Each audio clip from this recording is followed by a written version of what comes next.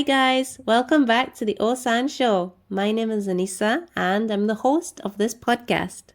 And in this show, we talk about some of the 90,000 different species of animals that we have here in Japan. So, if you like Japan and you like animals, this is the perfect podcast for you.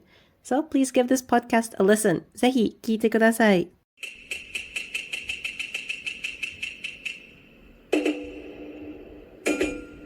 So, in today's episode, we're going to be talking about the Steller sea eagle, or owashi in Japanese. And o means big, and washi means eagle, so literally translated as the big eagle. And I completely agree. They are arguably the biggest birds in Japan, and one of the biggest birds of prey in the entire world. And interestingly, they are actually the heaviest raptors in the entire world. They can weigh from 4.9 to 9 or 10 kilograms, which is amazing for birds, which are usually lighter. And the males and the females are really similar in their plumage coloration.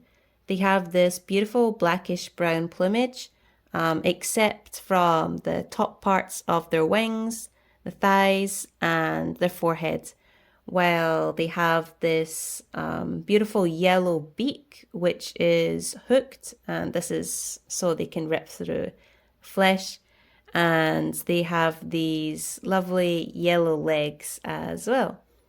The adult plumage is completed at about 6 years old.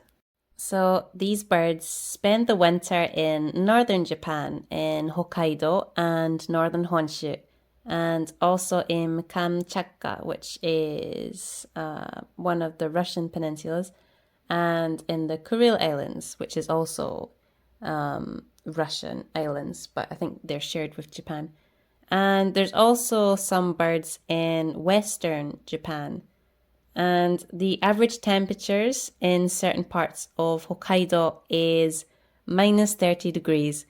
But when I went there on a holiday, because thank God I don't live there, I met a guy who is from a park called Asahikawa, and he told me that the temperature goes down to minus 45 in winter, which is absolutely crazy. So they come to the northern tip of Hokkaido in October, and they depart Japan in around February and go back to Russia.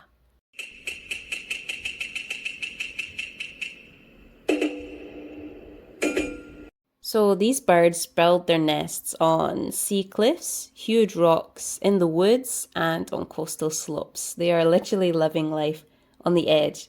And their diet consists of fish such as salmon, birds such as auks, and mammals like foxes, hares, and even ringed seals. Also on carcasses and cormorants. They swoop down much like other birds of prey and catch their fish with their talon. So they really are expert fishers. So now I'm going to be talking a bit about the conservation of the Steller sea eagles, both in Japan and in Russia. So these animals are protected by law and designated as a national treasure in Japan, which we talked a bit about in the last episodes with the Japanese giant salamander and the Japanese seral. And they are listed as vulnerable on the IUCN Red List. The world's population is thought to be around 5,000 to 7,000 individuals, and about 2,000 to 2,500 birds are assumed to winter in Japan. So what is the problem for these birds? Why are they listed as vulnerable on the IUCN Red List? This is actually due to lead poisoning. This has represented a serious threat to the Steller sea eagles since the mid-1990s. And this is due to them not directly being poisoned by lead, but them eating the carcasses or remnants of deer hunted with lead bullets. In the winter of 1998, when cases of lead poisoning occurred, a total of 26 white-tailed and Steller sea eagles died of lead poisoning. And let's remember that the world's population is only around 5,000 to 7,000 individuals. And many of the victims which die of lead poisoning are adults, which are of reproductive age, which means that the population can drop really, really quickly. And most of the eagles that are killed are found in deep mountain areas where few people go. So it's thought that actually the real number of deaths is much higher because there's not any people that are willing to go to these really uninhabited areas. And now there has been a total of 100 birds, Steller sea eagles, which have died due to this lead poisoning. However, the use of lead bullets was banned in Hokkaido in 2001, which did actually make the population numbers increase. But still, every year, 5 to 7 white-tailed and Steller sea eagles are still being found dead. Why would you think this is? So I was also very confused at the start, but it made sense when you look into it a little bit deeper, because this ban that they put in place in Hokkaido only bans the usage, and there's no restrictions on selling, purchasing, and carrying lead bullets. And it's also really difficult to catch offenders apart from on the spot. So it can be assumed that there are actually still many hunters using lead bullets. What we really need to happen is there to be a ban nationwide in Japan, not just in Hokkaido, since they're still able to be traded into Hokkaido. And I was looking on the internet, and actually there was a study published, or an article published in 2021, which is titled "Ministry Seeks to Restrict Use of Lead Bullets Due to Bird Deaths." And it's actually written in the article that from next year, from 2025, they will be putting restrictions on lead bullets nationwide, which is an amazing thing. Death by lead poisoning is not the only source, however.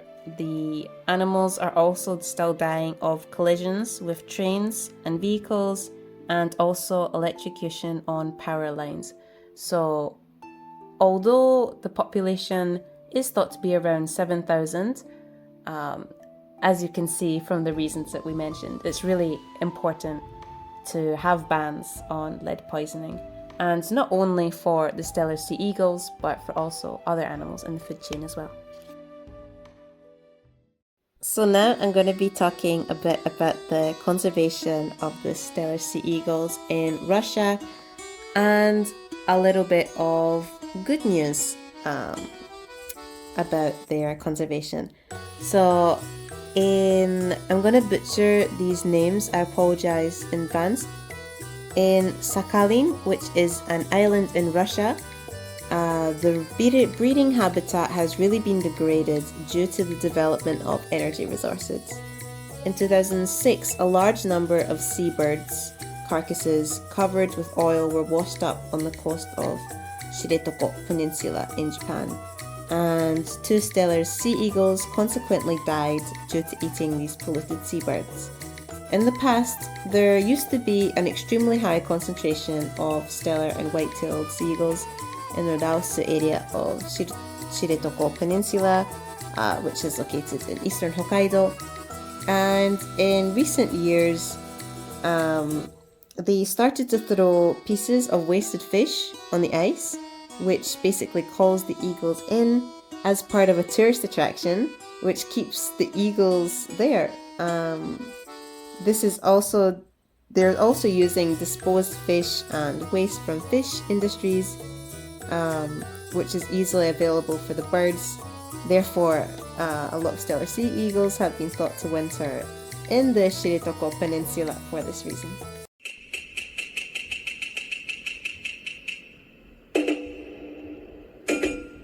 It's quiz time!